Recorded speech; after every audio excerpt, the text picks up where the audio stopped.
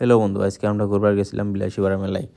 আমরা এক জোগালার বন্ধু বান্ধব কয়েকটা টুইকে দেখি এনে ধোয়া বাড়া দিছে। এটা কি কাপের মধ্যে নিয়ে ধোয়া বাই করে। পরে ফের পোজ করলাম কয়েকটা স্মোক বিস্কুট। পরে ফের খাইলাম। 1 কাপ 50 টাকা করে নিল। পরে একটা করে কাপের মধ্যে 4টা 5টা করে বিস্কুটের টুকরা থাকে আর কি। পরে এটা বানাই কেমনে, এটা লিকুইড নাইট্রোজেনের ভিতরে বিস্কুটগুলো ঢুকে থুয়ে দেয়, তারপরে অন্তত বাই করে দেয় আর কি। যার চায় তাকে দেয়। সবাই মিলে আমরা এমন করে বন্ধু বান্ধব সবাই মিলে একসাথে ফুর্তি করে খাইলাম। খাওয়ার পরে মেলার একদম ভিতরে ঢুকলাম। ঢোকার পরে দেখি মানুষ অত নাই, কারণ সবাই জাস্ট মানুষ আইতেছে। আমরা সন্ধ্যাবেলা গেছিলাম, এরম করে ঘুরলাম। তার পাশে দেখি এখানে একটা সুন্দর একটা গেট সাজাইছে। গেটটা দেখি কি যে আপনার মূর্তিগুলা যে আছে, মূর্তিগুলা ওখানে ঢুকতে গেলে আর কি। ওখানে তার পাশে আসলাম আমার এই যে আসামের জুবিনদা, যেটা সম্পদ আর কি। ওখানে আসলাম।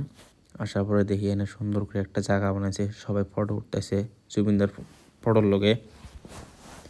আর বিলাসীপাড়া মেলার ভিতরে আসলে আপনারা এই জায়গাটা যাবেন, সেই মনে গেলে মনটা শান্তি হয়ে যাবো গা। এত সুন্দর করে আর্টিফিশিয়াল গাছ লাগাইছে। তার পাশে অনেক স্টেজ আছে, কেউ কেউ গান করাটাই।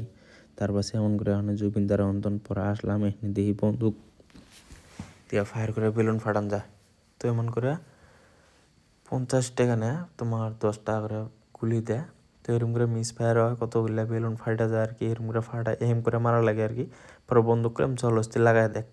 এমন করে 2-3টা মারলো, ফায়ার কাম হইলো না, লাগলো না। এমন করে আর কি করবো এত টাইম।